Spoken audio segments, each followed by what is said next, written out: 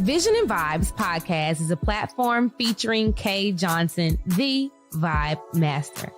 She creates a space for current and future generations to combine thoughts and lights in areas of education, economics, excellence, and all vibes of self-care.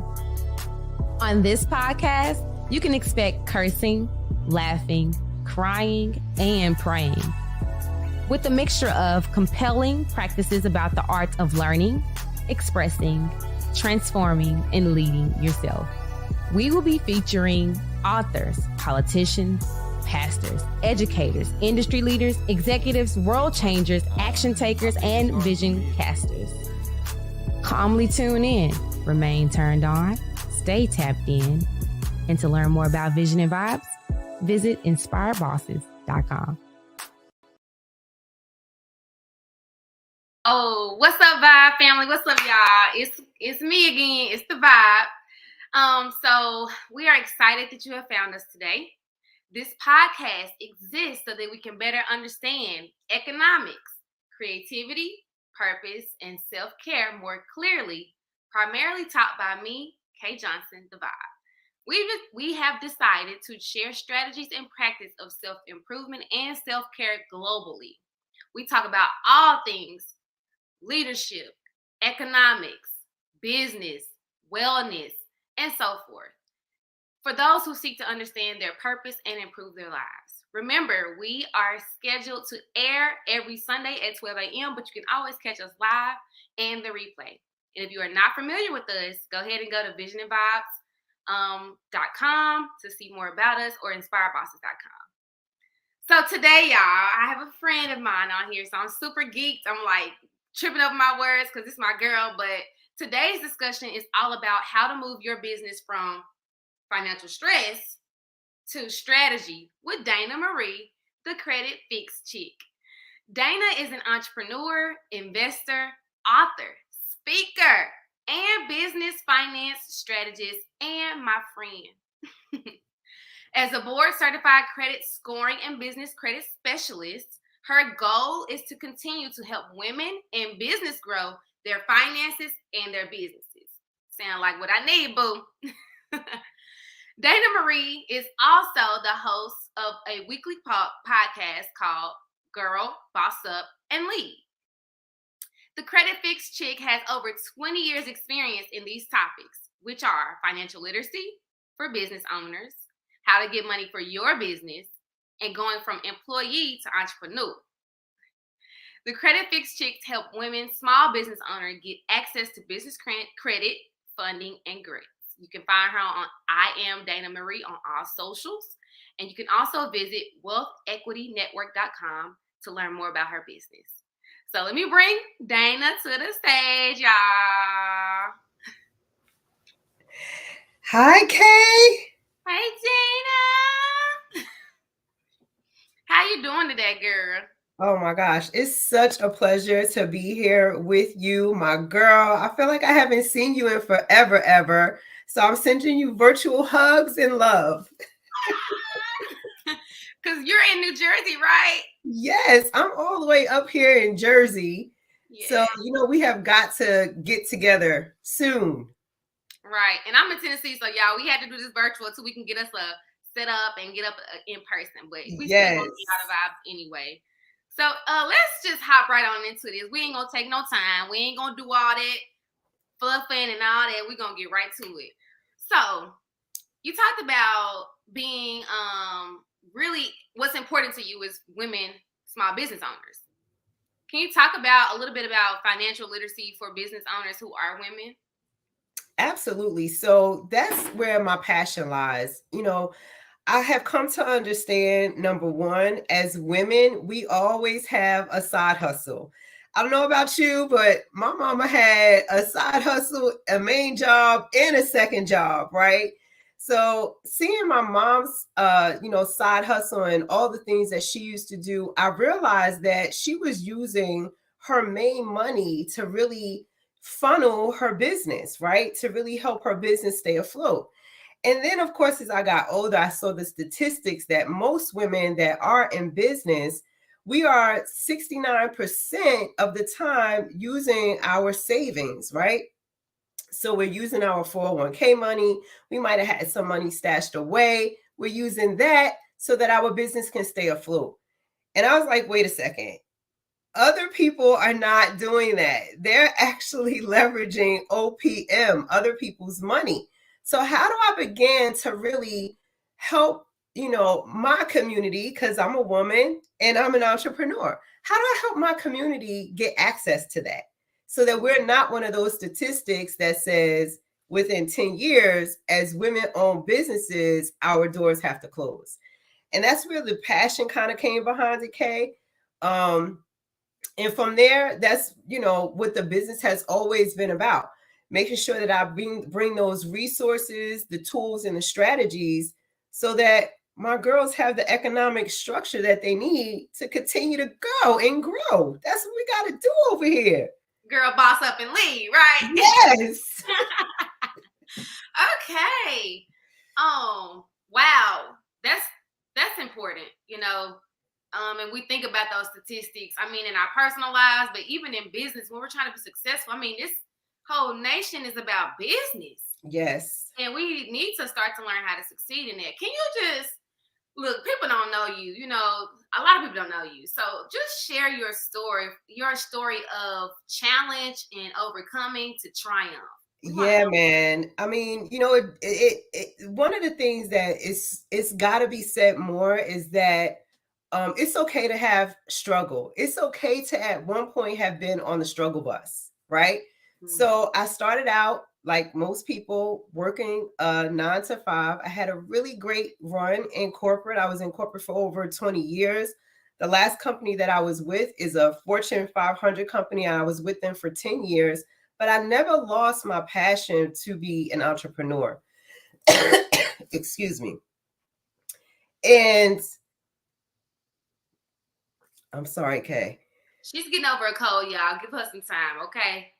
We know how it can be. This weather be back and forth, honey. That's all right.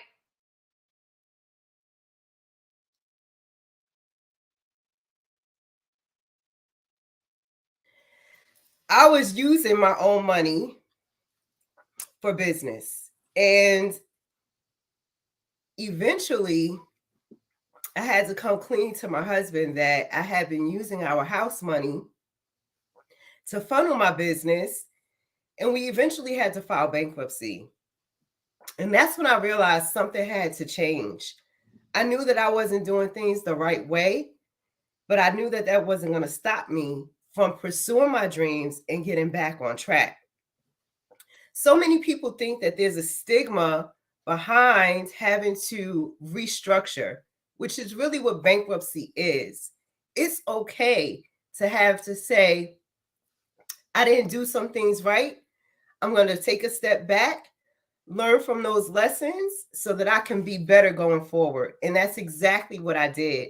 So a little bit of my story was, having to come clean about, the fact that I was mismanaging money, get back on track, and not only get back on track, be better so that I can be a blessing to other people.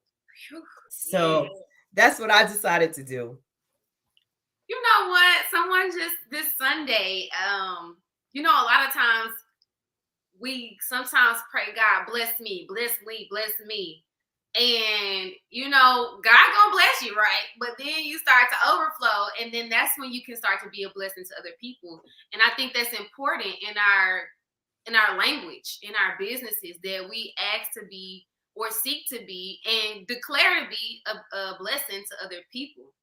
People need that. People need this knowledge, and people need to know, like, hey, what was born from this was a lot of pain, a lot of figuring it out, and a lot of vulnerability. And I learned too, Dayna, I got to share this with you because it was like, wow.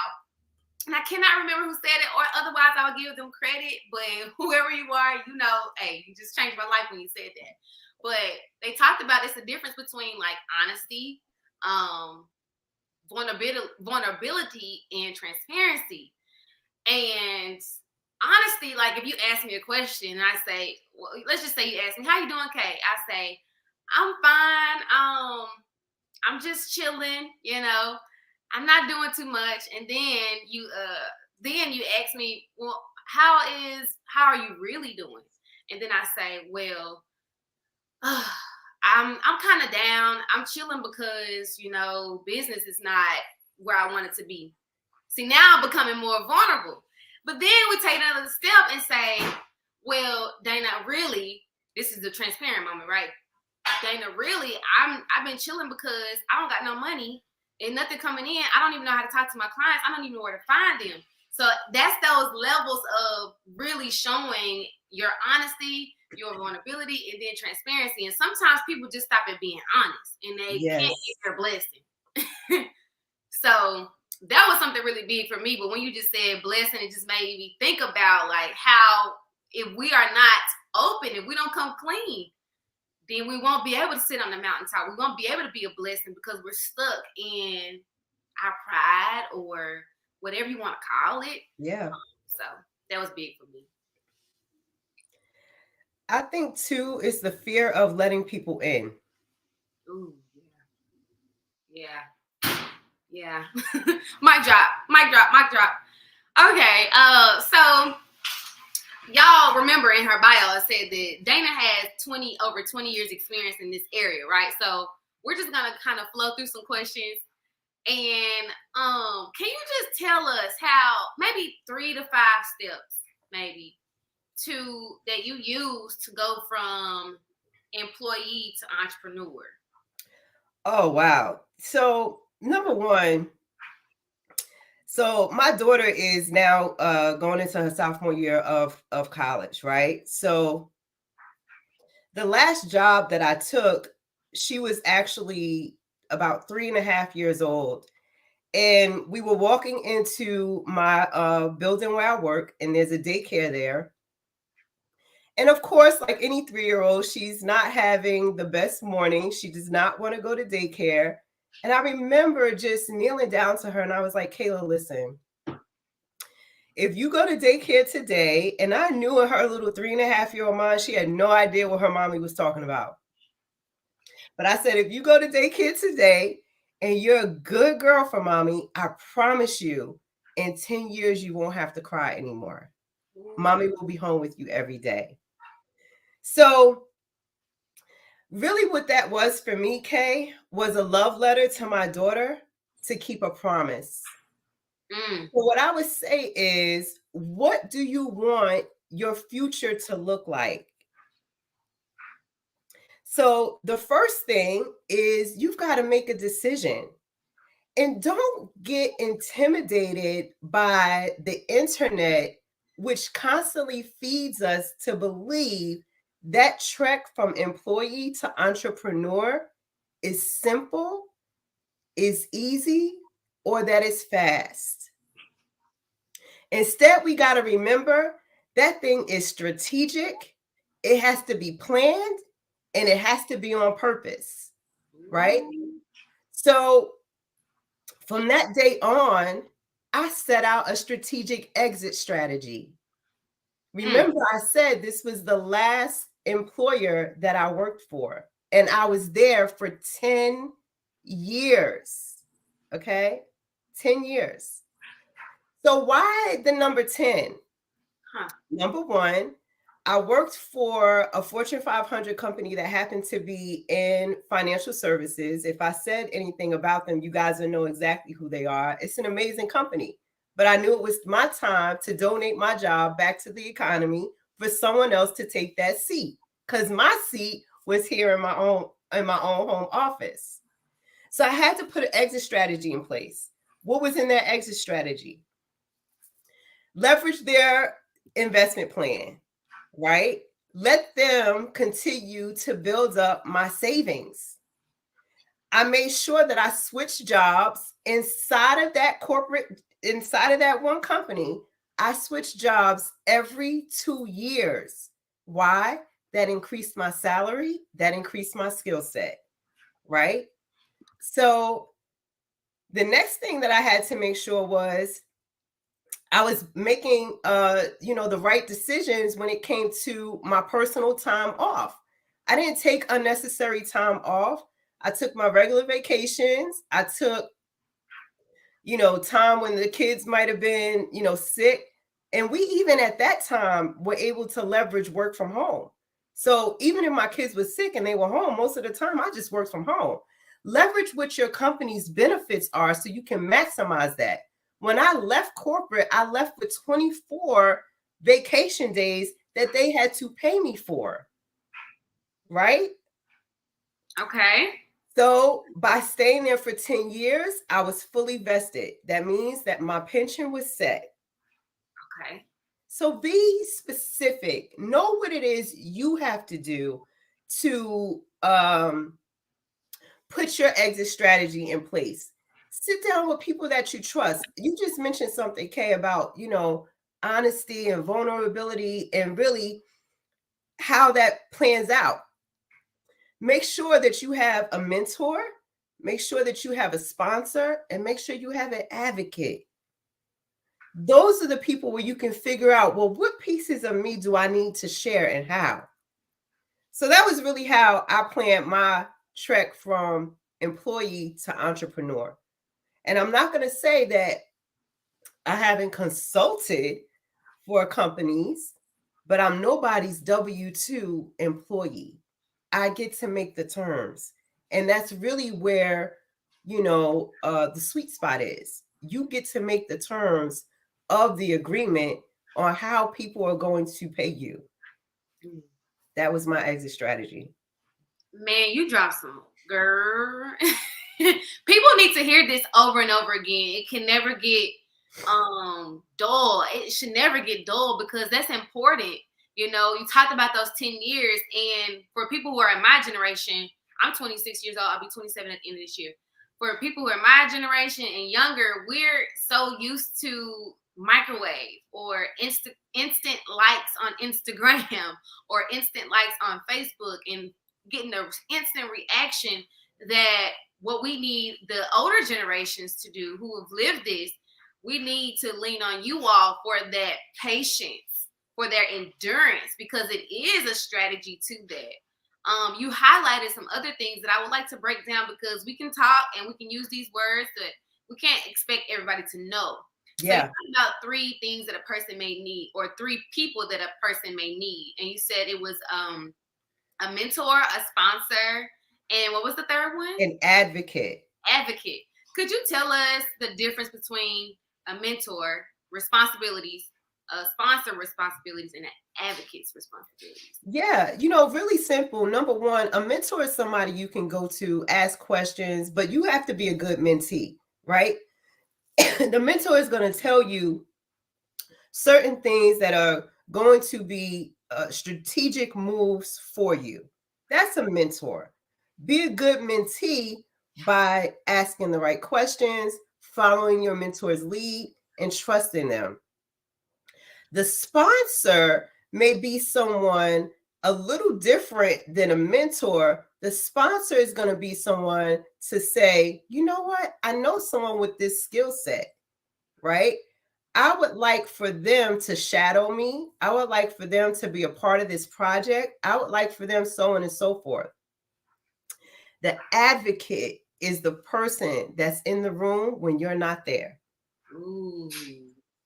That's another sweet spot.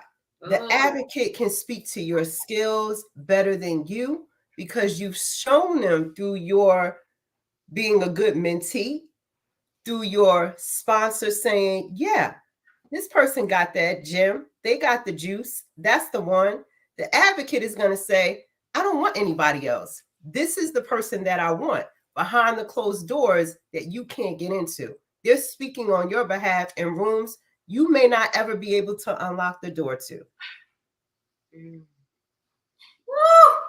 Y'all, I don't know about y'all, but for me, advocate is hitting like really, really hard because I'm in a coaching program right now to get my master's certification.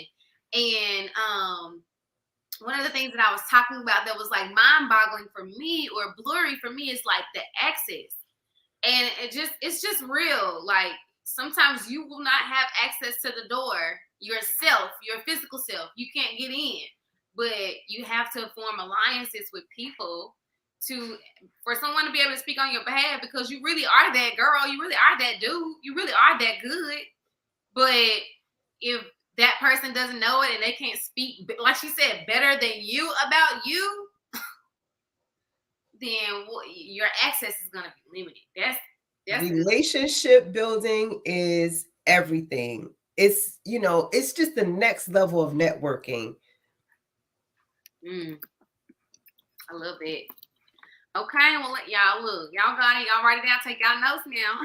Okay, let's switch this into like more of a credit type of topic or question. Yes. First of all, let's on a very basic level. Can you tell us a little bit about credit and what you do with credit for people? Yeah. So there are two things for me that I focus on credit. Number one, there's the personal side of credit. We want to know where you are with your personal credit, because the goal is to make sure we get you to the 700 and 800 club, right? That's really where you can begin to leverage your credit to build wealth. The other side of that is the corporate side, business credit. So anyone that has a business should be building credit outside of their own personal credit. So we look at those two things. We want to make sure that you're leveraging both of them, because that's going to give you full access to whatever that next thing is that you want for your business, whether that's to grow and scale, to multiply, to more businesses. It really just, what's the strategic plan? That's good. So we're going to focus on business owners, because, I love to talk to the entrepreneurs. Let's just act like we don't know anything. Like, this sounds good. Leverage sounds good, Dayna. Like, yeah. I want to be able to leverage, you know what I'm saying? Yeah. But where do I start as a business owner? I just started my business. I just opened it, and I don't have any, I'm not getting inheritance. I'm not buying a business.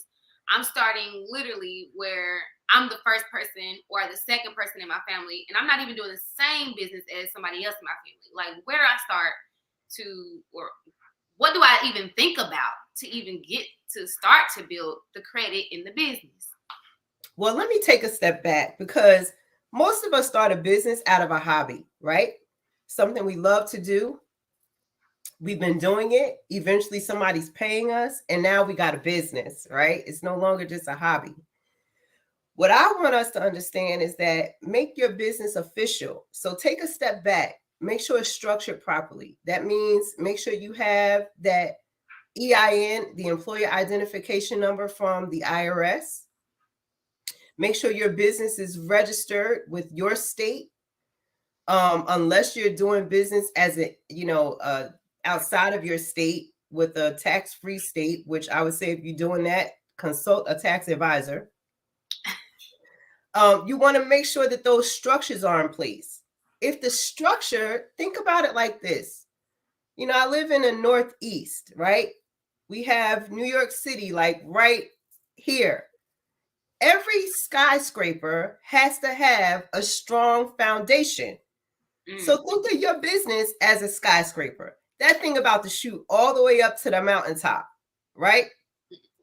It can't go to the mountaintop if the foundation is weak. It's going to crumble in between. So set the foundation strong. Once you have a foundation in place, you want to now start looking at how you can leverage other people's money just using your employer identification number. So when you're applying for certain things for business, you're not having to use your 9-digit social, right? What I recommend for brand new businesses that are just getting started, seek accounts that can allow you to buy your goods and services on loan, meaning they'll send you those products and services now, and you'll pay them in 30, 60, or 90 days. That's what we call net accounts in accounting, okay? Those net accounts are trade lines that report on your business credit profile. right? You want to have 3 to 5 of those, reporting consistent payments from your business revenue so that you can build up your business credit score. Now, business credit scores are a little different than your personal scores, but same concept.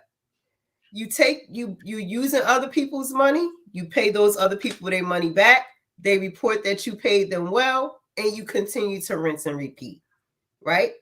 So the concept is pretty much the same, except you're doing this now with just your business. So once you've done those things in terms of, business net accounts, you can move on to business credit cards, but you've got to do the first things first.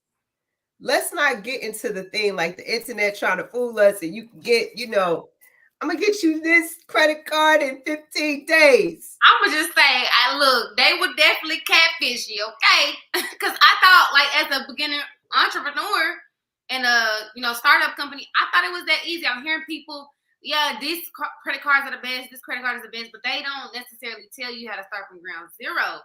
Yeah. So we have to be aware of those catfish, social media influencer or whatever advertisements. Yeah. Yeah. So the thing with that is, let's just say that you do apply for a major credit card under your business name. They will approve you if you've got stellar personal credit, because now it's being backed by your personal guarantee. What I want us to learn is how to leverage just business credit, keeping it separate from your personal credit. Think about this. We have one social security number, right? You can have unlimited business EINs. So you mess your credit up one time. It takes a little while to get that back on track. Business credit, you can really rebound faster if you have a blemish. And your business can then spawn off other businesses and you can get business credit for each one of those businesses. So why are we using our personal credit, for that? So that's all we know. That's all we know. So, it really is, for me, it's about educating people. So when they hear these things, it does cause you to pause and question, right? I'm not right about every single thing. Mm-hmm. Everything is not going to fit everybody's picture. It is some things I'm absolutely right on, right? I know what I know, and what I don't know, I'm going to tell you I don't know. Okay. But what I do know is that when you're building out your business credit, don't be fooled into thinking that you can go and get a credit card on a brand new business, right, without a personal guarantee. Don't be fooled to think that you can go to the bank and get funding, which is different than credit. So funding is cash, right, for your business without a personal guarantee. So that's why the personal credit and the business credit go hand in hand, because when it gets to that point, you do have to personally guarantee something. That's good.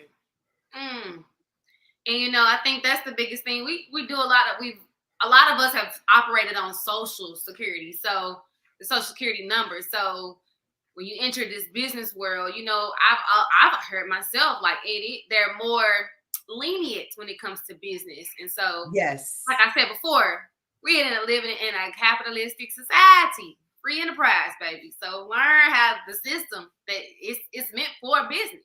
Absolutely, Kay. You hit the nail on the head. This system that we're in is built for businesses. I have nothing against W-2. I was a W-2er for a long time. However, get your side hustle up to business value worth, okay? Because that's where the money is at. Consumer credit is meant to keep you in a loop of debt. Business credit is meant to keep you earning, growing, expanding, because now you're solving a problem that the government can't solve. Very different. They're paying you to solve problems they don't have time to solve, they don't want to solve, but they'll give you the money to solve it. So you got to look at it from that aspect. Ain't nobody ever said it like that to me, Dayna. I'm just saying. I'm just, look. Honey, they are paying you to solve problems they ain't got time to solve, don't want to solve, ain't even want to even gonna put it on their list to solve. That's good. And that's good for people who are still trying to figure it out. If you're watching this and you're still trying to figure out, okay, what business can I even come up with? What problem do I want to solve? And I think starting there is always good because you do want to go into the world and solve a problem because that's what businesses are for. That's it. Man, this is good. Well, this is good conversation. Oh my gosh. So, okay. So you already kind of talked about the net 30, 60, and 90 account. So I'm not going to really go back and circle it back around there. If I were you all, and you're watching this and you hear net 30, 60, and 90, I would just say, Dayna, you just back me up on this. Go and research that information. Go see what that is even about. Type it in your Google, Yahoo, whatever you use, your search engine, or take it to somebody, like we said, that you trust and ask them about net 30, 60, and 90. Please. Or come right inside my DM. It's me answering your questions. Okay. I trust Dayna, so I mean, y'all can trust Dayna, okay? Because as she said even before, she was like, basically, she didn't say these words, but she gonna move with integrity. She said if she don't know it, she's gonna tell you that she doesn't know. Yeah. But if she does know it, she's gonna be upfront and say, yeah, I do know this now. Because like you said, one size does not fit all. We all are having different situations, born into different levels, statuses, and all of that. So hop in her DMs. Hit her up in the email, whatever you got to do, and ask her about this net 30, 60, and 90 account and everything like that. So I have about 2 more questions, and like we can start to end this thing, but I have to ask these 2 questions because we're talking about financial abundance and moving from financial stress to strategy. Okay, so we really let's talk about that a little bit. But before we go into that, I think this is going to be a good segue. Can you tell us a financial or credit secret that isn't common knowledge, just based off the questions you've gotten or the aha moments that you've had with your clients? So one credit secret that I would tell everyone is pretty much anything on your personal credit is something that can be challenged. Some of you may have heard that before. Some of you are like, you tried it, it didn't work. There are laws that are specifically in place to help individuals to restore their credit. You just have to know what the law is. You have to tie the law back to your dispute, and you got to stay on these people's neck. Understand, Experian, Equifax, and TransUnion are for-profit companies.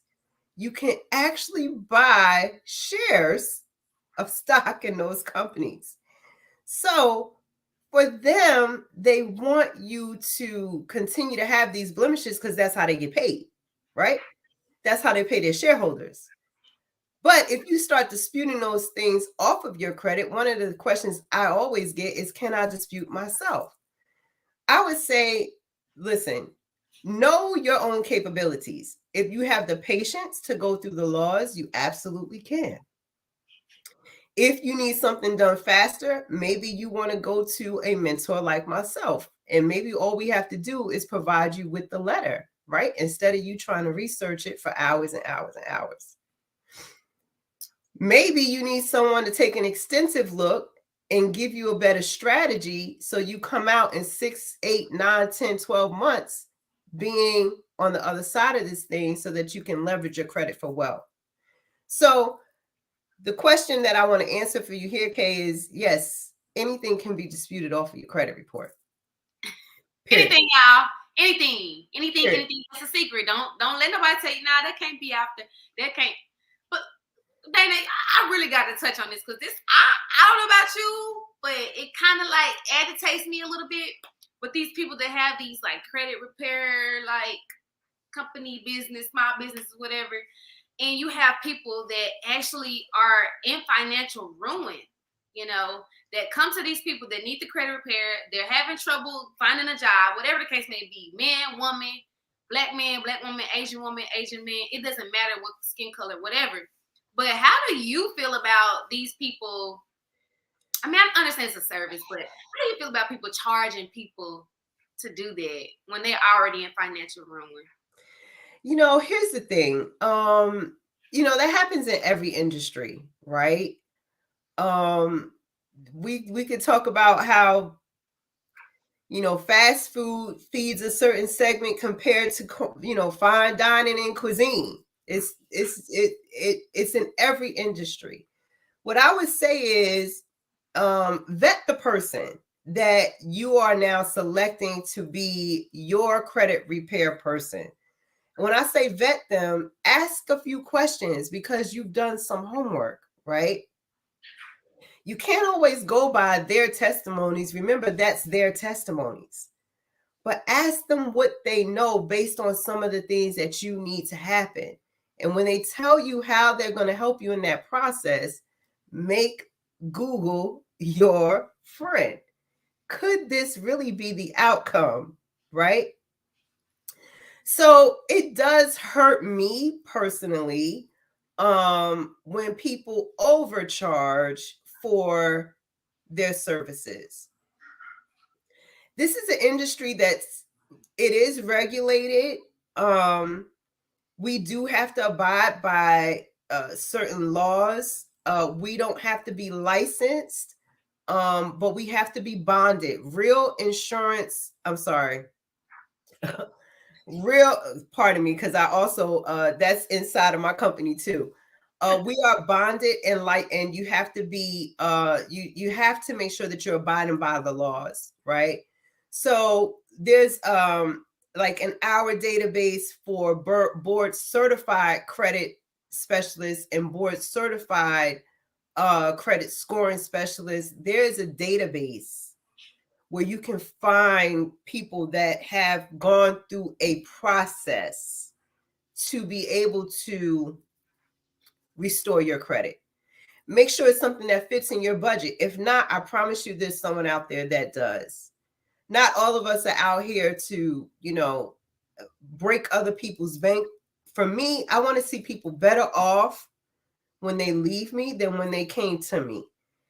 To me, if that's not happening, then I got to check really my pulse of why I'm doing this, right?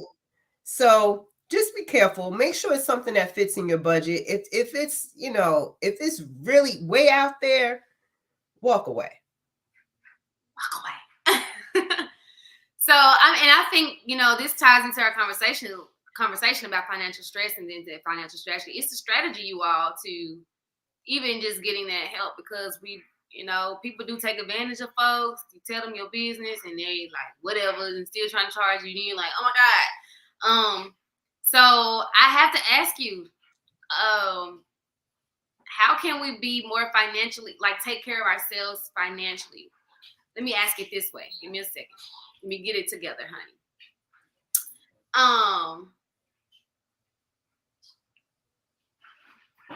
I want to ask it in a way is, how can we be more financial? How can we practice financial self-care? Oh, I would say some things we got to take back to basics, right? Number one, don't overspend. The simple thing to do is find a budget that fits not just for right now, but where you see yourself in 3 to 6 months. We don't have to bite off the whole elephant right away, right? We just have to chew the elephant one bite at a time. So look at where you are right now. Sometimes you got to go back to just regular pen and paper and see the numbers. As hard as it is to sit down and do that, budget it out. How much is your monthly expenses for your, necessities? The roof over your head, groceries, your car is not really a necessity. Your cell phone is not really a necessity, but put those things inside of your budget. If you have credit card debt, and I'm talking about, let me say this the right way, Kay. I'm talking about credit cards that you want to keep, not the ones that are in collections that we're going to get off your credit report, okay? Credit cards that you want to keep, you start really paying off the one that has the smallest balance first, and then we do the snowball effect, right? That's the quickest way to kind of get out of that cycle of paycheck to paycheck. Oh my God. We gotta look at one thing. I will tell you, I love old philosophers, don't you, Kay? I love the old philosophers like the Napoleon Hills of the world. I love, Think and Grow Rich. I love, some of the others. I love the John Maxwell's. But baby, I grew up on hip hop music. Okay. So Jay-Z said, tell him what Jay-Z say. What Jay-Z say? Men lie, women lie, but them numbers don't lie. That's why we got to write it down. We got to, and this is what I will say to that also. You can always, it may seem like, how do I get there, Dayna? But never forget, you can always increase your income, right? You can always increase your income to get out of that debt. It's what you want to do to increase your income. So I started out by saying my mom had a side hustle and a business. She had 2 girls she had to raise, and we was in private school. I don't know how this lady did it, right? But the fact is, if other people have done it, it is a proof and testimony that you could do it too. Nobody is better than you. Nobody is better than you. We all came here with a purpose and something that we got to deliver on this earth before we leave here, right? So therefore, if you know that your financial house needs a little bit more stability, for me, I would figure out one thing. How much is in my financial house right now? Okay, $10,000 in my financial house, right? That includes my monthly rent. That includes my credit card debt.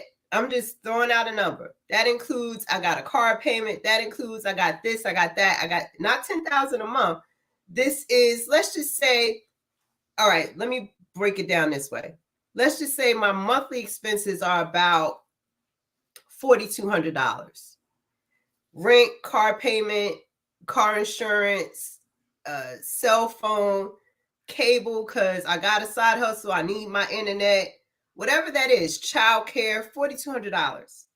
However, I'm always paycheck to paycheck because my income right now is only $3,800.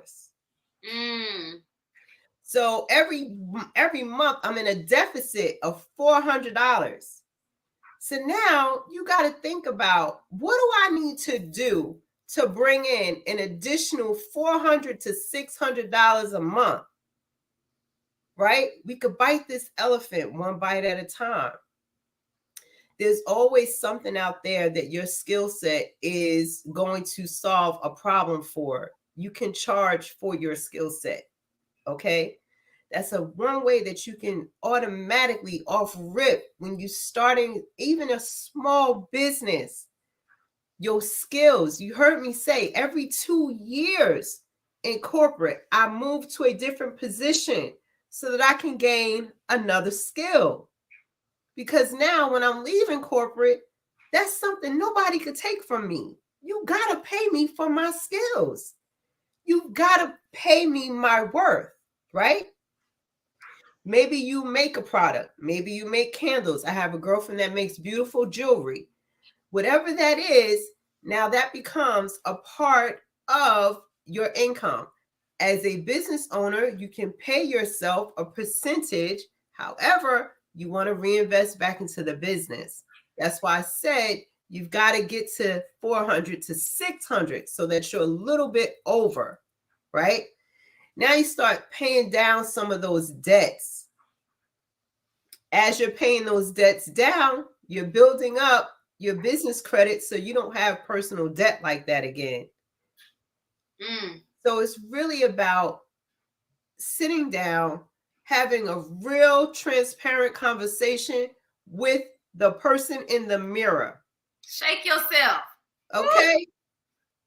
I call those mirror moments, Kay. Like, girl, what you gonna do? Like, what? You gotta have them conversations. Right? Get in your face yourself. Get in your own face. Okay. But you gotta write it down. And you'll be so proud of yourself in 6 months when you look back and you're like, I stayed disciplined. Discipline is the key to financial success. I stayed disciplined for this short time so that I can live the life that I want for the long time. And that's really, that's my strategy. That's what I share with my clients, whether we're looking at personal credit, business credit, funding, even when you get money for your business or nonprofit for grants, it's going to be the same thing. You can carry these principles through every area of your life. So why not get disciplined with your personal money? Because once you get disciplined there, it's just going to be money coming to you. And you're going to be like, wow, I've really manifested this. How many people want checks just showing up in their mailbox? Do you think that's something that's not going to happen for you because you haven't got discipline with what you got? When you get disciplined with what you got, guess what? The universe is open to sending you more. I'll say this, Kay, and I'm going to let you take back over. I remember my money lessons coming from my granddad when I was just 10 years old, right? He was the first one to sit me down at 10. He showed me how to write a check. Y'all don't write checks no more, but he showed me how to write a check. He would take me to the bank with him so that I got used to depositing money in the bank, making friends at the bank, right? And he would always tell me this. And he called me by my whole name, Dayna Marie. He's like, Dayna Marie, when my money march out, it better march back with friends. And that's what I want to leave with y'all today. When your money marches out, make sure it is always in position to march back to you with some friends. Ooh. Yikes. And,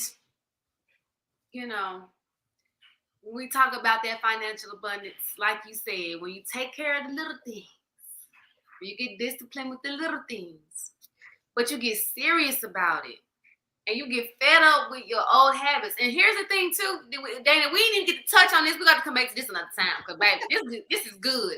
Look, y'all need to go follow Dayna Marie right now, okay? But y'all follow me on Threads. I have a lot of fun on Threads. Threads is all about fun. Instagram is all about business. So you want some business tips, you follow me on IG. You want a good laugh for the day? Follow my silly financial self over on Threads. Oh my goodness. You guys, but when we use the word abundance, we're not trying to be cliche. Like literally that 400 to 600, that's a little bit of abundance because you can reinvest it into the business to do a little bit more. It's not about having hundreds, millions, and thousands in your bank account. I mean, you can get there, but with discipline and a strategy and a mentor and an advocate and a sponsor. But it's the small things that really, really count. And I think this really speaks to me as a young millennial, as a young business owner, because I'm going to make a lot of mistakes. But I'm so grateful that I am surrounded by people like Dayna, the Credit Fix Chic, that's going to put me back in the encouragement seat, put me back in the power seat. Because a lot of times, y'all, in our personal lives and in our business lives, we lose encouragement. We get so discouraged. We start to not see our power anymore. We start to lose glimpses of our superpower.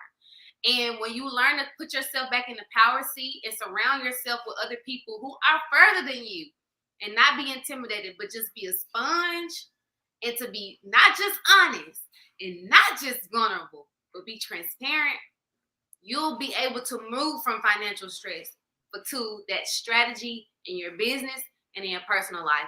And that's what we want to leave with y'all today. Move from financial stress.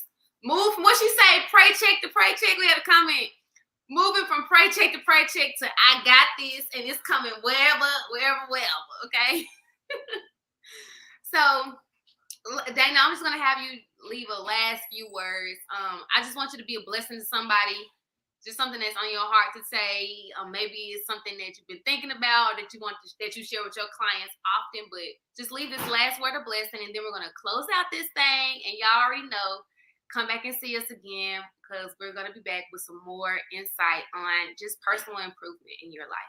Go ahead, Dayna. Well, first, Kate, thank you so much, girl. I mean, from the time that we met each other, I knew we was like this. Definitely my little sis for life. And here are my words of encouragement. It doesn't matter what your picture looks like right now. It could be a painting that all you have right now is the colors, and you haven't put nothing up on that canvas yet. So that means you got a great place to start. Right? Maybe your picture got a little messy. The canvas, you threw the paint on there. You was trying to see how the colors were going to all mesh together, how it was going to look beautiful. And somewhere along the lines, it just came out to be a glob of mess. Well, guess what? There's a message in that mess, right?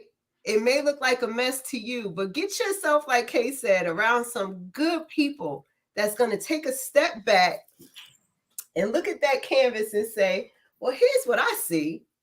Let's take this road. And if you look over here, we could do this thing. And maybe in your eyes, your canvas is beautifully painted and the colors are coming together just grandioso. I will tell you this, don't stop doing what you're doing, but make sure if you're doing it the right way, you're taking some people along with you. Because your journey is not for you. Your journey is for other people. You're just the one walking in the footsteps so that they know how to follow. And that's what I'll leave you with today. That's Dayna Marie, my friend, the Credit Fix Chic. I freaking love you, Dayna. And I love you more.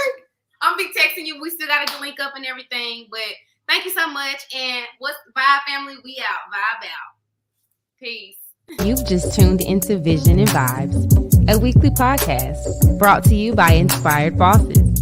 For more books, speaking engagements, or workshops, visit inspiredbosses.com.